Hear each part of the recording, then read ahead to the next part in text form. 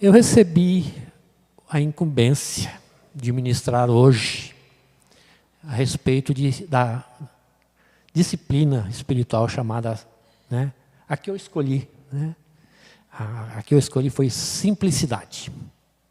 Eu falei, eu vou escolher a mais simples, que é mais fácil, né? Então o Felipe me mandou o livro, eu li o livro e falei, meu Deus, que agora, hein? Misericórdia. Então eu fui lá procurando, achei assim, simplicidade. Falei, essa aqui tá bom, porque essa aqui é simples, né? Me enganei. Olha, falar de simplicidade é difícil. Porque envolve tanta coisa que eu fiquei pensando, meu Deus, falar da simplicidade que nós temos que ter na presença de Deus é uma coisa, né? Também existe a simplicidade de Deus, né? Então, eu falei assim, eu vou pregar esse texto, mas a hora que eu comecei a ler, a entender o conteúdo, eu falei, é muita coisa. Aí eu fiz um resumo, anotei algumas coisas, tá? E eu descobri que o ponto central da disciplina espiritual, que se chama simplicidade, é buscar, em primeiro lugar, o reino de Deus. Tá? E para isso nós vamos ler Mateus, do capítulo 6, versículos 25 a 33.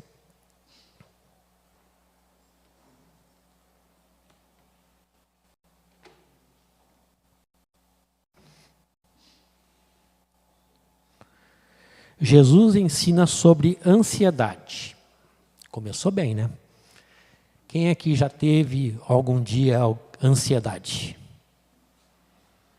Todos nós, né? Acho que tem gente aqui que nunca viveu um dia sem ansiedade. Do jeito que a luta está difícil, mas Jesus vai trazer uma receita de bolo, bem simples, tá? De como tratar com a ansiedade. Por isso vos digo, não andeis cuidadosos quanto à vossa vida, pelo que haveis de comer ou pelo que haveis de beber, nem quanto ao vosso corpo, pelo que haveis de vestir. Não é a vida mais do que o mantimento, e o corpo mais do que a vestimenta? Olhai para as aves do céu, que não semeiam, nem cegam, nem ajuntam em celeiros, e o vosso Pai Celestial as alimenta. Não tende vós muito mais valor que elas? E qual de vós poderá, com todos os seus cuidados, acrescentar um côvado à sua estatura? E quanto ao vestuário, por que andais solícitos? Olhai para os lírios do campo, como eles crescem, não trabalham, nem fiam. Eu vos digo que nem mesmo Salomão, em toda a sua glória, se vestiu como qualquer deles. Pois, se Deus assim veste a erva do campo, que hoje existe e amanhã é lançada no forno, não nos vestirá muito mais a vós, homens de pouca fé?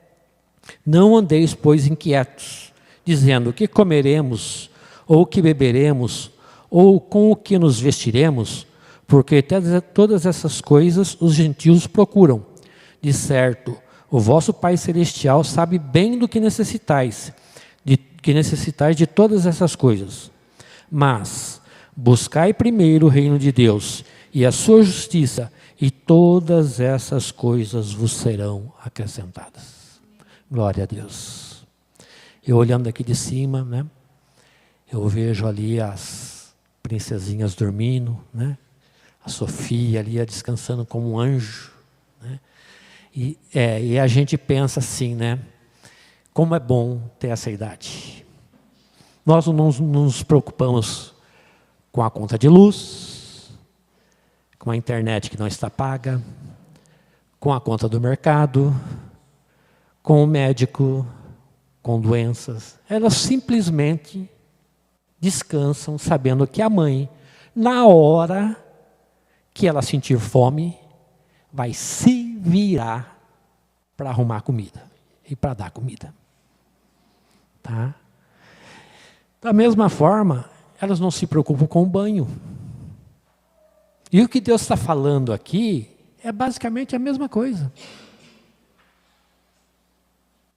A simplicidade de você confiar na mãe para suprir a sua necessidade e a simplicidade de você confiar em Deus, que tudo sabe, como diz em Salmo 134, que Ele nos conhece desde antes de que a gente nasceu. E que Ele sabe até quando uma palavra vai sair da nossa boca, Ele já sabe o que nós vamos falar. Tá? Então, essa simplicidade, entendeu, que nós devemos ter. Mas quando nós falamos nessa simplicidade, nós temos que ver algumas coisas que são muito importantes. Porque para nós termos essa simplicidade, nós temos que ter fé. Nós temos que conhecer a Deus. Nós temos que entender, entendeu, que nós dependemos dele. Tá? A disciplina cristã, né, que a gente fala sobre a simplicidade, é uma realidade interior. Tá? Mas ela resulta num estilo de vida exterior. Quando o que nós estamos demonstrando para o mundo, ela, na realidade, é um retrato, é algo que sai de dentro de nós. As pessoas estão vendo, de certa forma, o nosso interior. Quando nós estamos ansiosos, desesperados, né, quando nós estamos angustiados, quando nós estamos nos sentindo perdidos, a imagem que nós passamos, principalmente quando nós somos cristãos, é que nós não temos fé. E que nós não vivemos da fé. Que nós não caminhamos em fé. Que nós não respiramos a fé. Tá? Então, muitas vezes nós nos enganamos quando nós cremos, né, que podemos possuir uma realidade interior e uma outra realidade exterior. Nós nos enganamos, porque nós acabamos transparecendo aquilo que está no nosso interior. Tá? Então, Paulo ensinou, né, que o dinheiro é a raiz de todos os males. Tá? E muitas vezes, o que menos tem dinheiro é o que mais ama o dinheiro.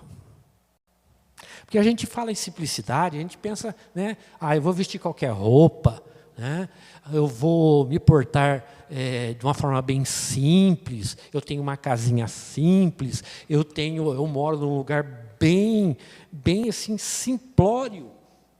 Então, eu sou uma pessoa simples. Mas, no seu interior, existe algo que não significa nada, não tem nada de simplicidade. Ela quer o carro zero, ela quer uma casa grande, ela quer roupas bonitas, telefone de último modelo, último ano, do ano. Tá? Ela não tem onde cair morta. Fala que é simples, mas interiormente ela ama todas essas coisas e coloca todas essas coisas em primeiro lugar. Tá? E o que a Bíblia quer nos ensinar, que a disciplina espiritual, ela é essencial, principalmente a simplicidade, porém ela é desafiadora. Ela não é fácil. Você ser simples, por dentro e por fora, é muito difícil. Principalmente quando você é um cristão, e a simplicidade significa que você tem que confiar que Deus vai suprir tudo o que você precisa. Quando você acredita que Deus vai suprir a sua necessidade. E sabe que Ele vai suprir a sua necessidade, sabe que Ele não vai faltar na hora mais difícil. Tá? Você sabe, você se mantém firme, você ora, você busca, você clama, você pede, e você sabe assim, meu Deus é o meu auxílio, é o meu refúgio, é o meu socorro, é o meu braço forte, é o meu escudo, é a minha proteção, e nada vai me abalar. Pode ser que você esteja com as pernas tremendo, cambaleando, mas quando você está com a sua fé firme no Senhor, Ele pode fazer o sobrenatural na sua vida. Tá? Essa disciplina, ela trata de você viver com uma liberdade diante das coisas materiais. Você tem liberdade para ter coisas materiais. Só que essas coisas materiais, elas não podem ser mais importantes do que as coisas de Deus, do que o reino de Deus, do que o seu coração voltado para Deus. Não quer dizer que você não pode ter a sua casa, o seu carro, mas aquilo não pode ser maior que Deus na sua vida. Então tem gente que não tem, mas tem gente que tem. Tem carro do ano, tem casa bonita, tem tudo, roupa bonita, mas, entendeu? Coloca tudo isso acima de Deus. É um exemplo na Bíblia que fala daquele jovem que foi falar com Jesus e falou assim, olha Jesus, eu faço isso, eu cumpro os mandamentos, eu sou fiel, eu sou dizimista, eu sou não sei o quê, papapi, papapá, o que eu preciso fazer para te seguir? Jesus, só de olhar nele, sabia que ele era rico e falou, vende tudo que você tem e me segue. Ele virou triste, porque ele não queria abrir mão de tudo que ele tinha e foi embora. Você não precisa vender tudo que você tem para seguir Jesus. Mas você tem que colocar tudo que você tem depois de Jesus. Ele colocou tudo na frente de Jesus. Tá? Jesus estava testando, porque conhecia o coração dele. Jesus via o coração dele e sabia que ele não ia abrir mão. Então, quando Jesus falou aquilo, tá, Jesus sabia, conhecia o coração dele e sabia que o coração dele estava mais nas coisas materiais do que no propósito de largar tudo e seguir a Jesus. Tá? Então, nós temos que confiar plenamente na provisão de Deus. Porque quando a gente fala em buscar primeiro o reino de Deus, e as demais coisas vos serão acrescentadas, as coisas serão acrescentadas depois de você buscar primeiro o reino de Deus. Tá? Existe uma outra coisa que a gente chama de ascetismo, tá? Que é o oposto da simplicidade. O ascetismo é abrir mão de tudo, de tudo, de tudo, de tudo, de tudo mesmo. Entendeu? É uma renúncia de posse, é uma pobreza deliberada. Isso também não serve. Deus não quer isso para você. Por que Deus não quer isso para você? Porque tá, nós vemos aqui que quando Deus quer algo para a nossa vida, Ele nos direciona. Quando o povo de Israel saiu do Egito, entrou no deserto, tá? A promessa era, tá, uma terra que mana leite e mel. Então Deus tirou eles do cativeiro, levou eles em direção a uma promessa. A uma promessa de uma terra maravilhosa. Os espias foram lá e trouxeram um cacho de uva que precisava de 2 homens para carregar. Tão grande que era. Tá? Então, era uma promessa de uma vida farta, de uma vida abundante. Tá? E o ascetismo, tá? Ele é uma renúncia de tudo isso, é uma renúncia da promessa que Deus vai te abençoar.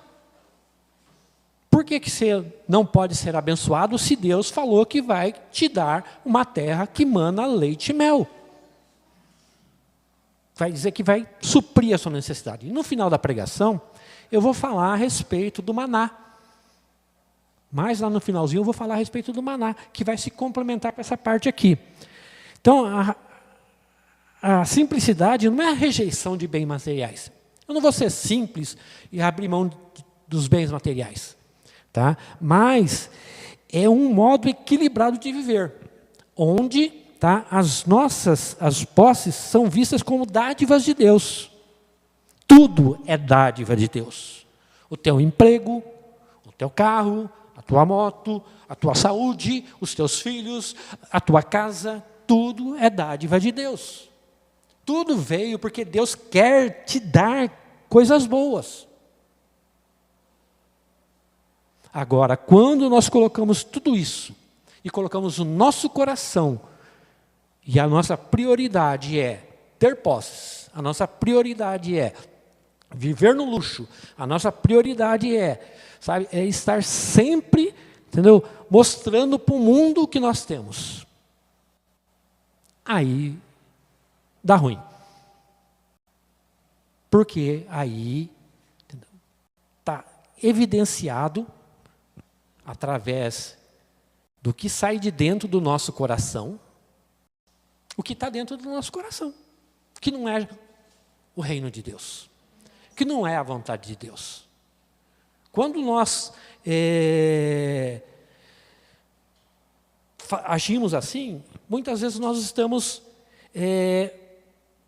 envolvidos no materialismo, ou às vezes no legalismo espiritual. Nós queremos, entendeu, ter, entendeu, para dizer que temos, ou para dizer que somos abençoados por Deus, para que as pessoas te admirem. Olha, aquele lá, nossa, aquele homem lá, olha, esse irmão, ele é próspero, olha a vida dele, nossa, ele tem tudo.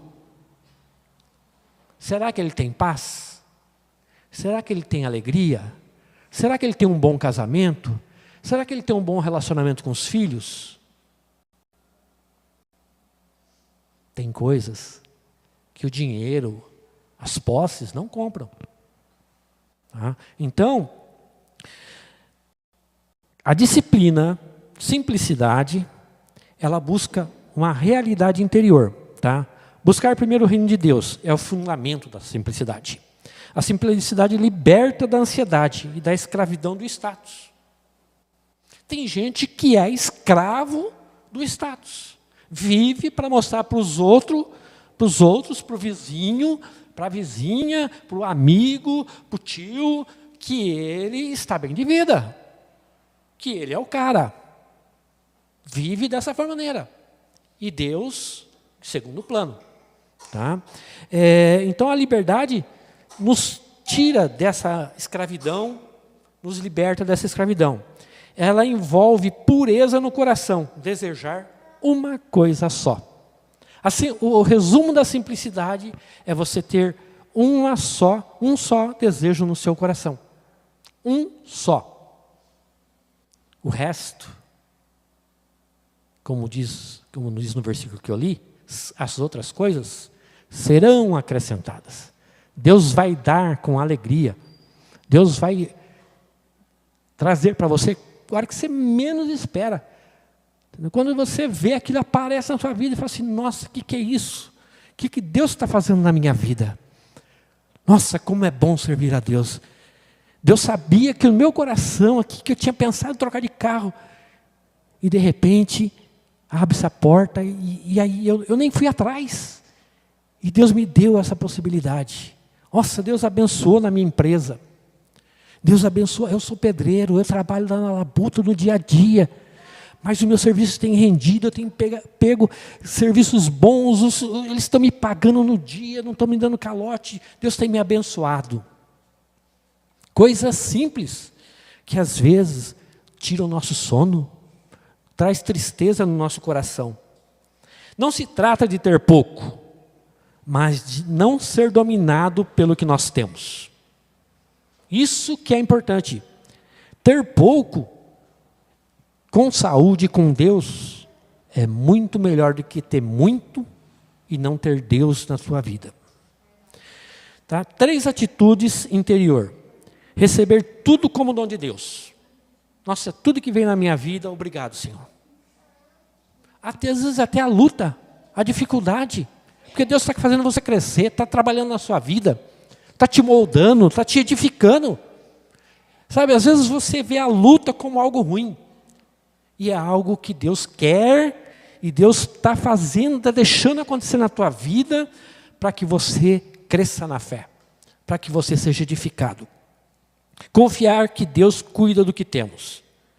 Tá? E disponibilizar nossos bens aos outros. Simplicidade também é ajudar o próximo. É amar o próximo. Sabe? É às vezes no pouco que nós temos, entendeu? Achar uma oportunidade de ajudar alguém. Eu estava vendo um vídeo ontem, uma repórter cobrindo uma tragédia, uma enchente, né? E ela na frente da casa filmando, sai uma senhora, tudo inundado, cheio d'água, a mulher sai com uma coisinha na mão, levando um pão para a moça. Ela não tinha quase mais nada, a casa da mulher estava tudo destruída. A casa da mulher estava toda inundada, os bens, estava tudo acabado. Mas ela dividiu o pouco que ela tinha, ela foi levar. A repórter até chorou de ver a generosidade da pessoa. Ver a pessoa não se apegando naquilo que ela tinha perdido. Se fosse outro, estaria chorando, revoltado, xingando. Mas ela estava ali ofertando dando um pouco que ela tinha, oferecendo para uma pessoa. Então nós vemos assim, disponibilizar é uma das atitudes interior. Expressão exterior. Então nós falamos da parte interior, agora nós vamos falar da exterior. Não é suficiente a simplicidade interior, ela deve refletir na sua vida cotidiana. A expressão exterior deve ser consciente. A cultura moderna é fragmentada, é neurótica, ansiosa por status e acúmulo. Hoje nós passamos a nossa vida lutando para acumular, para ter mais coisas, lutando para conseguir mais, para ter um status, para ter uma casa mais bonita, para que as pessoas passem e olhem. Falam assim, olha, aquele vizinho meu ali, ele está bem. Mas não é isso. Tá? 10 princípios práticos para a simplicidade. Coisas que eu vou falar para você, tá? Que possivelmente você fala assim, mas por que você está falando isso numa pregação? Tá? Porque são coisas que nos levam, que comprometem a nossa vida, tá? E que afetam a nossa fé. São coisas que nós fazemos diariamente e que afetam a nossa fé. Porque nós fazemos coisas e depois nós achamos que Deus tem que corrigir. Nós damos as nossas cabeçadas e achamos que Deus tem que dar um jeito na nossa vida. Tá? Primeiro, compre por utilidade, não por status. Você precisa de alguma coisa? Compre. Você não precisa? Guarde o seu dinheiro. Tá? Rejeite tudo que vicia. Tem certas coisas, olha, você pode falar de coisas simples. Café, chocolate, mídia, internet. Tem muita coisa que você está ali e que está te viciando, tomando o seu tempo, tirando o seu foco, tirando a sua atenção, tirando coisas importantes na sua vida. Tá? Desacumule, elimine o supérfluo. Deixa tudo que sabe que realmente não é necessário na sua vida, deixe de lado. Guarda o seu dinheiro para investimento, para algo que você possa fazer no futuro, para algo para incrementar o seu negócio. Entendeu? Aprecie o prazer sem possuir, usufrua sem ter. Você não precisa comprar uma casa de praia para ir na praia. Certo?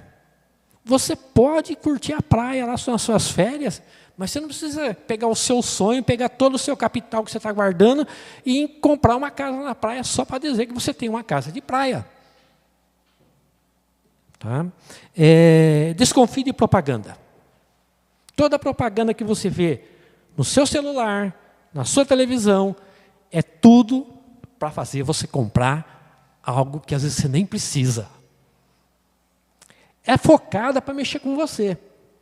Tá? E às vezes a gente gasta, vai comprando, e chega no final do mês e reclama que o cartão está estourado. Fala, Senhor, olha minhas contas aqui, como é que está? Olha aqui, como é que eu faço, como é que eu resolvo isso? E Deus vai virar e falar assim, cara, você entrou nessa, meu irmão. Ô, minha irmã, você sabe aquela blusinha da Shein? Você não precisava dela, você tem 10. Desculpa a brincadeira aí, irmão. Mas desconfia. Pensa se você realmente precisa daquilo. Tá? Aí você fala assim, mas o que isso tem a ver com simplicidade? Isso rouba a sua fé, isso destrói a sua vida com Deus, isso tira a sua paz, você gastando, você fazendo as coisas que às vezes não precisa. Você pode ter uma vida boa, bem estruturada, sem um monte de coisa que às vezes você compra. É aquela história, você fica desesperado para comprar algo. É o seu sonho comprar, você luta anos para comprar. Quando você compra, 3 meses depois você nem lembra que aquele era o seu sonho. Algo já aconteceu com alguém aqui? Queria aquela televisãozona enorme na sala, entendeu? Passou umas semanas, nem lembra que aquela televisão é tão grande. Sabe? Às vezes eu olho para mim e falo assim, nossa, podia ter uma televisãozinha melhor aqui na sala. Eu falo assim, mas nem assisto televisão na sala, eu assisto no quarto. Para que eu preciso de uma televisão a mais na sala? Entendeu? Está lá, tem uma pequenininha desse tamanhozinho assim, ó. Nem entro na sala. Eu entro, passo pela sala e vou para a casa e fica lá. Quando eu quero assistir alguma coisa, eu deito na cama, encho de travesseiro e fico eu lá assistindo as coisas. Tá? Então, aprenda a desfrutar das coisas sem depender delas. Você não precisa de algumas coisas para você ser feliz. Evite dívidas desnecessárias. Obedeça o princípio da generosidade. Recuse tudo que oprime os outros. Se você vai comprar alguma coisa e você sabe, você viu um vídeo lá dizendo que aquela marca, sabe, ela explora a criança, ela oprime pessoas lá trabalhando em estado de escravidão. Para que você vai comprar aquilo? O cara paga uma miséria, ganha um lucro grande em cima das suas costas e você está ajudando ele a oprimir outros. Você está sustentando um sistema que oprime o teu próximo. Que muitas vezes pode ser um filho de Deus que está precisando daquela miséria para sobreviver. Então, recuse tudo que oprime os outros. Busque uma linguagem simples e honesta, sem duplicidade. Que a sua boca seja sim, sim ou não, não, como diz a Bíblia. Seja honesto. É sim. E eu falei sim, eu vou fazer, eu vou cumprir. Seja honesto. Você tem uma linguagem clara. Não fica, talvez, não sei, vamos ver, fica enrolando. Quando você quer falar um não e não sabe como falar não, aprenda a falar não. Nós temos que aprender a falar não. Tem horas que nós precisamos não ter duplicidade. E a duplicidade é ao contrário da simplicidade, que eu vou trazer para você aqui. Então, simplicidade não é pobreza deliberada, mas liberdade interior. Eu tenho a liberdade para escolher. Eu tenho livre-arbítrio, eu vou escolher. Mas vamos escolher com racionalidade. Tá? Ela é uma resposta prática aos problemas morais da sociedade moderna. Não devemos buscar um estilo de vida simples como objetivo em si. Isso vira idolatria. Eu vou ser simples. Eu vou ser muito simples. Eu vou, ser o coitadinho. Sabe? Aí eu vou mostrar para todo mundo que eu sou simples, que eu sou uma pessoa modesta, que eu sou uma pessoa não sei o quê. E vive aquela vida e aquilo acaba se tornando uma idolatria. Acaba se tornando um estilo de vida que não tem nada a ver com a vida do cristão. Eu aprendi muito cedo que Deus é rei. Se eu sou filho de Deus, eu sou príncipe. Príncipe não vive na miséria, príncipe não anda que nem mendigo, e príncipe não anda passando fome. Meu Deus é rico, Senhor do ouro e da prata e de tudo. Por que que eu tenho que viver, entendeu? Um estilo de vida desse jeito, se Deus está me dando condições de ter um estilo de vida melhor. Mas lembre-se, sempre colocando Deus em primeiro lugar. Tá? Deus sempre no primeiro lugar. Agora vamos falar de um outro tópico que eu acho muito interessante, é a simplicidade e o Espírito Santo. O que tem a ver simplicidade e o Espírito Santo? Simplicidade é fruto de uma vida cheia do Espírito. Simplicidade é uma vida cheia, não é autoimposição, mas é resultado de uma transformação espiritual que o Espírito Santo faz em nós. Ela nasce quando o coração é liberado pela ação do Espírito Santo da ansiedade, da ganância e da vaidade. Quando o Espírito Santo tira isso da nossa vida, ganância e essas coisas todas, é o Espírito Santo que nos dirige, é o Espírito Santo que nos molda, é o Espírito Santo que nos incomoda a ponto de fazer tudo isso. Tira o desapego interior. Então vamos falar dos frutos do Espírito. Tá? Amor. A simplicidade nos libera para amar mais pessoas do que as coisas. Tá? A alegria. A simplicidade revela que a alegria está em Deus, não nos bens. Tá? Paz. Abandonar o acúmulo e a ansiedade traz paz interior verdadeira. Quando você não tem aquela preocupação demasiada com as coisas, em acumular e ter as coisas, você tem paz, que é um fruto do Espírito. Paciência. Vivemos num mundo que corre atrás de novo, de tudo novo. Tá? A pessoa não tem paz, ela mal acabou de conquistar alguma coisa, ela já quer uma outra coisa nova, e ela vive naquela angústia, naquela situação, dia após dia, buscando algo diferente, algo a mais, e ela não encontra paz. Ela não tem sossego. Paciência. Benignidade. Um coração simples se torna generoso e compassivo. Bondade. A simplicidade pratica o bem, repartindo com os que precisam. Fidelidade. Leva uma vida, a disciplina, né, da simplicidade faz você levar uma vida coerente e confiável, não movido por aparências. Quem é simples no coração não compete, serve com humildade, que é a mansidão. E o domínio próprio, essencial para resistir ao consumo. O domínio próprio, que é um dom do Espírito, sabe? Ele é essencial para que a gente tenha uma moderação na nossa vida.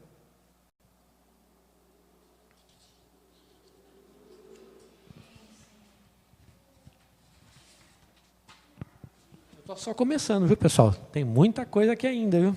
Vocês estão dispostos a esperar mais umas 2, 3 horinhas? Aí eu vou falar sobre a simplicidade como disciplina espiritual em relação a algumas outras que tem. Tá? Oração. A simplicidade nos leva a fazer oração honesta, direta e sincera, sem máscaras com Deus. Quando nós somos sinceros, ou melhor, quando nós temos simplicidade, tá? A nossa oração, quando nós falamos com Deus, é outro nível. Não precisa aquelas orações eloquentes, aquelas pessoas, Deus, não sei o que. É só você e Deus ali, ó, no silêncio às vezes. Tá? Jejum. O jejum é uma forma prática de viver a simplicidade, renunciando ao excesso. Quando você jejua e você deixa de comer as coisas que você adora, que você gosta, que você não vive sem, que às vezes até um vício, né? Você abre mão daquilo, você está sendo simples. A simplicidade está fazendo o seu jejum ser melhor. Quando você faz o jejum e abre mão das coisas, você está sendo simples. Você está mostrando para Deus que você pode viver de uma forma simples. Solitude. A simplicidade prepara a alma para a solitude, afastando das distrações externas. Adoração. A simplicidade torna a adoração mais pura, mais focada em Deus e não em performance. Simplicidade e duplicidade.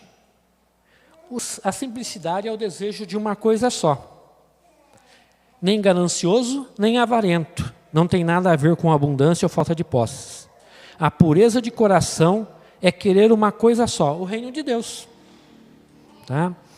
Duplicidade, ao contrário, é um coração dividido.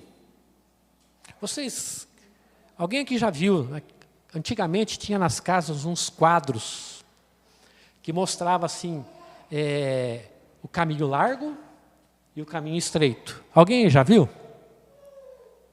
Tá. Então, esse quadro mostra bem isso aqui. Duplicidade. Você tem duas opções. Você vive com duas opções na vida. Ou, como diz a Bíblia, né, você quer colocar o pé em duas canoas. Também. Tá? Agora, a duplicidade é um coração dividido. Quando você tem uma duplicidade na sua vida, você fica dividido entre as coisas. Ou você serve a Deus, ou você serve a Mamon. Quando você tem mais de uma coisa que ocupa o lugar de Deus, que você acha que é mais importante acima de Deus, é idolatria. Tá? A duplicidade é tentar viver agradando a Deus e ao mundo ao mesmo tempo. Tá? É quando nossas palavras não condizem com as nossas atitudes, ou nossos valores são apenas externos. Então, quando nós parecemos uma coisa e vivemos outra, nós estamos em duplicidade. Deus não está sendo o centro da nossa vida. Tá? A duplicidade produz ansiedade constante, mentira social, que é apresentar uma coisa e viver outra, incoerência espiritual, orar por simplicidade, mas viver acumulando ou viver fazendo coisas, entendeu, que demonstram exatamente o contrário. Ninguém pode servir a dois senhores. Não podeis servir a Deus e às riquezas. Mateus 6, 24. Agora eu queria citar, eu já passei a parte mais chata, tá, pessoal? Que é a parte onde eu explico, nomeio e esclareço o que é simplicidade. Agora eu queria falar sobre algumas pessoas na Bíblia que nos servem como referência de simplicidade. No livro de Ruth, nós vemos a história de uma mulher chamada Noemi. Na realidade, o foco transfere-se para Ruth, mas o começo da história é a história de Noemi. Noemi era uma mulher bem de posses, casada com Abimeleque, certo? Que morava em Israel e numa época de muita seca, o marido dela muda para Moabe. E eles vão para lá, a seca chega lá também, eles perdem tudo, o marido morre. Eles tinham 2 filhos que se casaram com 2 mulheres moabitas. Aí os 2 filhos morrem e ela se vê só. Aí ela resolve voltar para a terra dela. Aí ela colocou lá em Ruth 1, 21, o Senhor me fez voltar vazia. Quando ela chegou, ela tinha tudo, tinha família, tinha filhos, era próspera, era uma mulher abençoada. Aí, de repente, do nada, a vida dela dá uma guinada. Quantas vezes isso não acontece? Às vezes a vida dá uma guinada, na nossa vida dá uma guinada para cima, e às vezes ela dá uma guinada para baixo. Né? Às vezes a gente dá aquela melhorada, a gente dá aquela, né, aquele up, né? Deus levanta a vida da gente, mas de vez em quando a vida inverte as coisas. E sobrou a Noemi e as suas 2 noras. E ela fala, eu vou voltar para Israel. E ela fala lá em Rute 1:21, o Senhor me fez voltar vazia. Vazia de tudo. Tudo. Não tinha o que comer, não tinha onde morar, não tinha nada. Ela falou, mas pelo menos na minha terra, lá eu posso ter algum conforto, eu posso ter alguma coisa. E as 2 noras dela, uma delas se chamava Ruth, querem ir junto. E ela fala, não. Uma delas desiste. Ela fala, vocês têm que voltar para... Vocês têm família aqui, vocês têm pai, vocês têm família. Volta para a família de vocês. E a Ruth fala não. Né? Ela escolhe ficar com Noemi. Ela deixa a sua terra, seu povo, seus deuses, para seguir Noemi. E ela tem uma... Em Ruth 1:16, ela fala assim, o teu povo será o meu povo. E o teu Deus será o meu Deus. Opa, que coisa, hein? Que coragem dessa moça.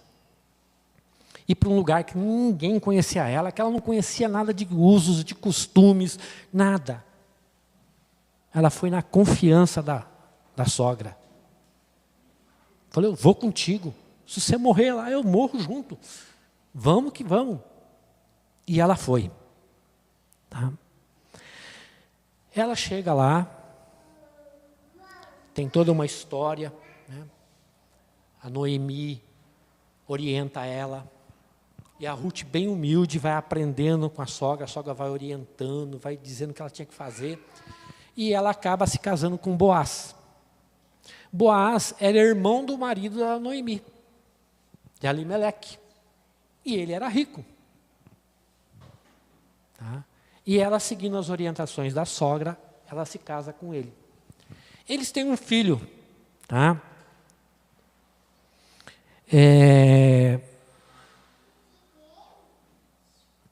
Ela tem um filho, e o nome desse filho é Obed, que foi pai de Jessé e pai de Davi. Uma estrangeira que adotou o país da sogra, o Deus da sogra, confiou na sogra, seguiu os princípios, seguiu os passos dela, a orientação dela, tá? Ao ponto de Boaz falar que todos sabiam que a Ruth era uma mulher virtuosa. Ela vai para um lugar onde ela não tinha nada, onde ela não podia esperar nada, simplesmente na simplicidade da fé. Ela adotou, ela confiou, ela esperou, e ela se tornou uma mulher, tá, que gerou a genealogia de Jesus. Ela não tinha nada em Israel, mas pela fé dela, pela vida dela, ela acabou sendo uma mulher que foi um exemplo. Muitas vezes, nós nos encontramos como Noemi e como Ruth, num lugar, numa situação que você não tem para onde correr. Mas quando você lembra que você tem um Deus, quando você se lembra que esse Deus pode todas as coisas, que esse Deus vai cuidar de você, que esse Deus vai te amparar, que Ele vai te sustentar, que Ele vai te curar, e você acredita, e age, e se posiciona, e decide, e age, você alcança um patamar diferente. Ruth não tinha nada, mas ela se casou com um homem rico, teve filhos, e os seus filhos, a sua descendência, teve uma bênção muito grande. Tá? E o outro que eu queria falar é em Gênesis 22, de 1 a 19. Mas eu não vou ler todo esse trecho não, tá? É sobre Abraão e Isaque. Em Gênesis 22, 2, está escrito assim: toma teu filho, teu único filho, Isaque, e o oferece. Abraão, 99 anos, teve um filho da promessa. Deus tinha dado para ele um filho que era prometido para ele e para Sara, tá? E esse filho, tá, era a promessa de uma grande nação. Promessa. Promessa. Abraão recebe uma ordem de Deus: toma o teu filho, teu único filho, Isaque, e o oferece. Tá? Aí, o que Abraão faz? Em Gênesis 22, 6, Abraão toma a lenha, tomou Isaque e subiram juntos ao monte. Ele vai e obedece a Deus. Seu único filho, seu filho amado, a promessa que ele tinha, ele vai e sobe. Notem que ele pegou Isaque, a lenha, tomou o fogo, o cutelo na sua mão e ambos foram juntos. Ele não levou um outro cordeirinho, uma ovelhinha, para caso ele chegasse lá em cima, ele tivesse uma segunda opção. Deus falou: vai, toma o seu filho e oferece-o a mim em holocausto. Ele não duvidou, ele não parou, ele não pensou. Ele acordou, pegou as coisas e foi.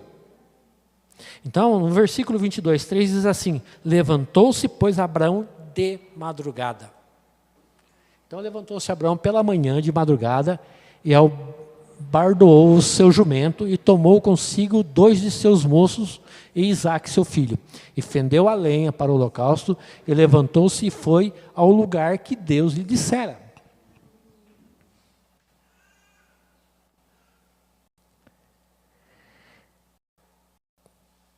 O que acontece? Abraão não sabia como, mas ele tinha fé que Deus ia trazer a providência.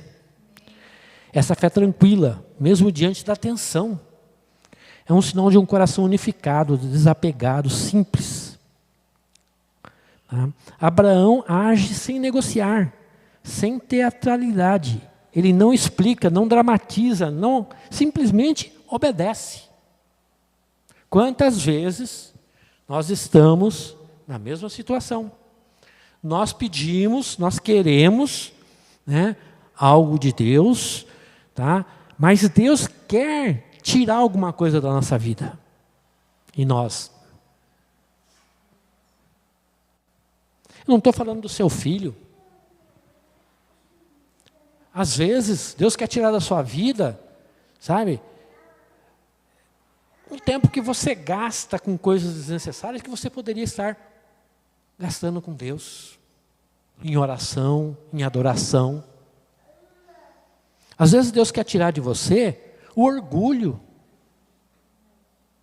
Às vezes Deus quer tirar de você outras coisas que são importantíssimas para você.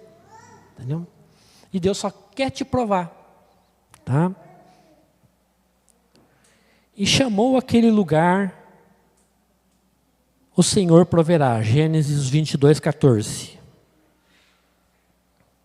E chamou Abraão o nome daquele lugar, o Senhor proverá, onde se diz que até o dia de hoje, no monte do Senhor se proverá. Por quê? Porque da mesma forma que ele estava subindo o monte com seu filho, já tinha subindo do outro lado lá, um cordeiro. Porque quando chegou lá em cima, Deus falou: não, eu provei a sua fé, eu vi que você é fiel. O cordeiro está ali. amarrado, Deus já tinha preparado. Deus estava testando ele, mas ele não pestanejou. Ele não deixou a duplicidade tomar conta do seu coração. Eu vou levar um outro cordeirinho, porque se Deus, né, resolver não usar meu filho, eu pelo menos eu tenho uma reserva aqui, né? Eu vou lá, eu levo isso daqui para sacrificar. Não. Se Deus não fala para ele, fala, olha, era só um teste, você foi aprovado, tá? Ele ia fazer aquilo que Deus tinha pedido, tá? Então, o Senhor proverá. É isso que você tem que acreditar.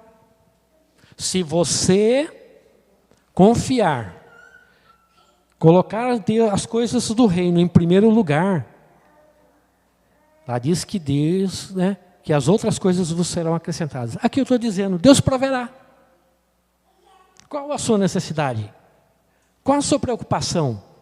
Coloca Deus em primeiro lugar.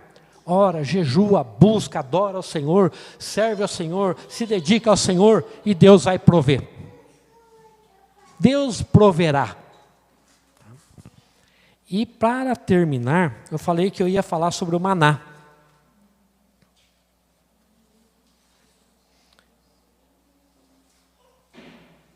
Êxodo 16, 4. Então disse o Senhor a Moisés, eis que vos farei chover o pão dos céus, e o povo sairá, e colherá cada dia a porção para cada dia, para que eu veja se anda em minha lei ou não. Nós vemos aqui um outro episódio, um outro fato, né, sobre simplicidade. Deus tirou o povo do Egito, levando para a terra prometida, para a terra que mana leite e mel. No meio do caminho, um deserto. O povo se revoltou porque queria pão. E Deus manda. Deus manda. Todo dia, de manhã, estava lá fresquinho, era só sair e pegar. Era como você sair daqui, acordar de manhã e ir na padaria pegar um pão quentinho. Chegava no final de semana, Deus mandava a porção dobrada. Ele fala, nem eu trabalho no sábado. Né? Tá? Mandava a porção dobrada. E a ordem era, não guarde, porque vai apodrecer. Que significava isso? Tá? Significava que era a porção para um dia, que no outro dia eles dependiam de Deus. E no outro dependiam de Deus. E no outro dependiam de Deus. E no próximo, e no outro, eles estavam sempre dependendo de Deus. Deus podia mandar para o mês inteiro. Deus podia falar assim, ó, vamos lá no mercado, a gente vai fazer um pedido para 30 dias. Eu vou encher a sua estante de maná. Você vai pegar o maná todo dia lá, uma porçãozinha e comer. Aí, o povo ia virar as costas para Deus. E desse jeito, não. Estava todo dia o lembrete lá. Ó. Eu te sustento. Eu te alimento. Eu te guardo. Eu guardo a sua família. Você não vai morrer porque eu estou aqui.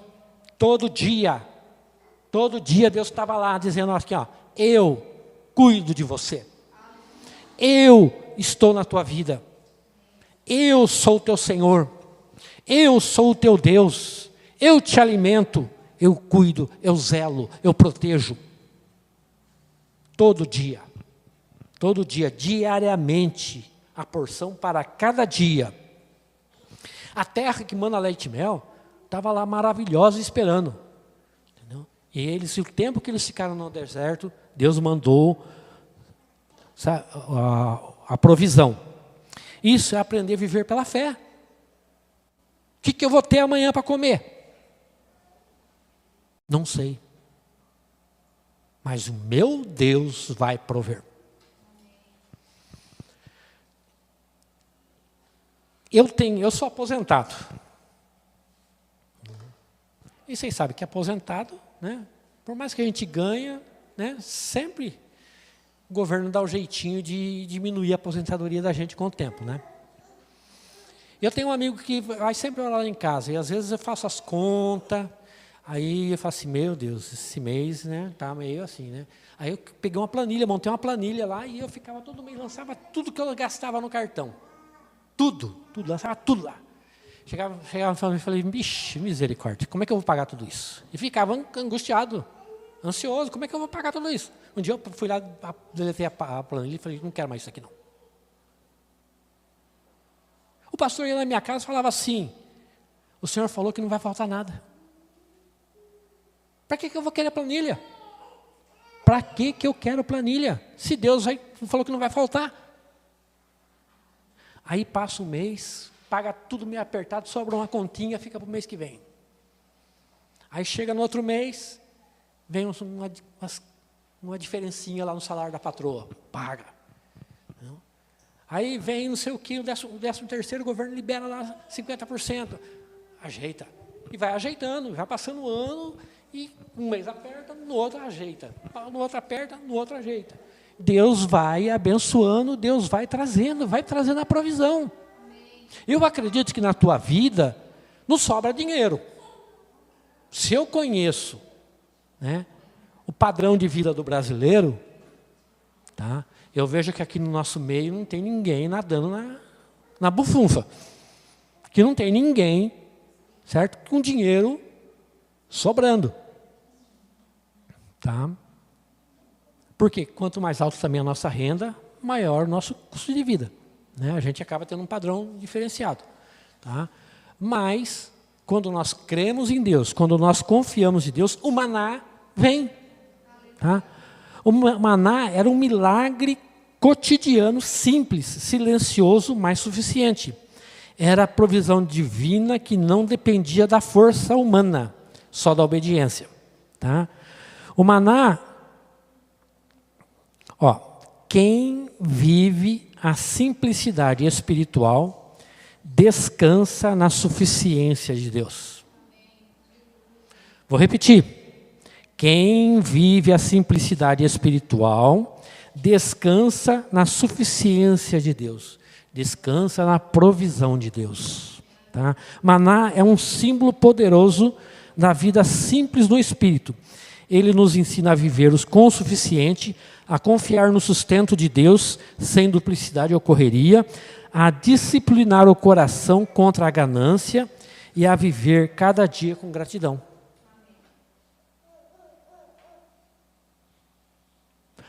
Depois que o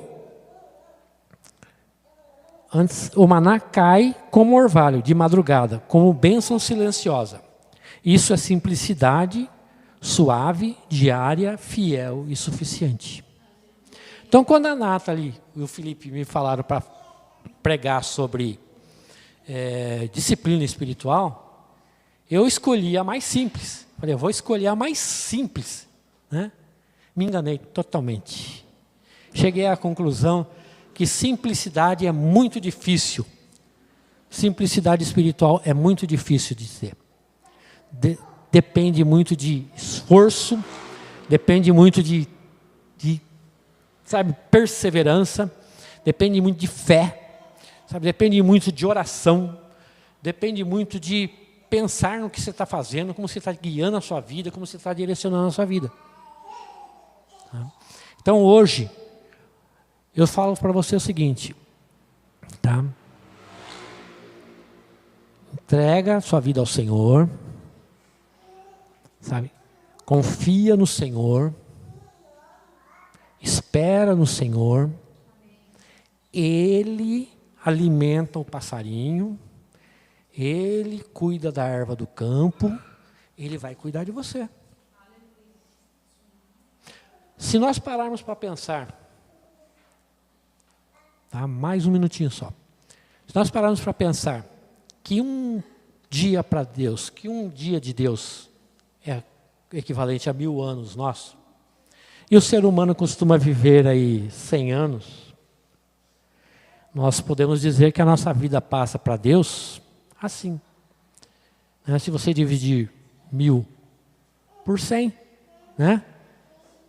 10%. Então, para Deus, nós também somos como se fôssemos a erva do campo. A nossa vida é muito rápida. Mas Deus cuida. Deus está à nossa frente. Ele é o nosso auxílio, o nosso refúgio. Socorro bem presente na angústia. Amém?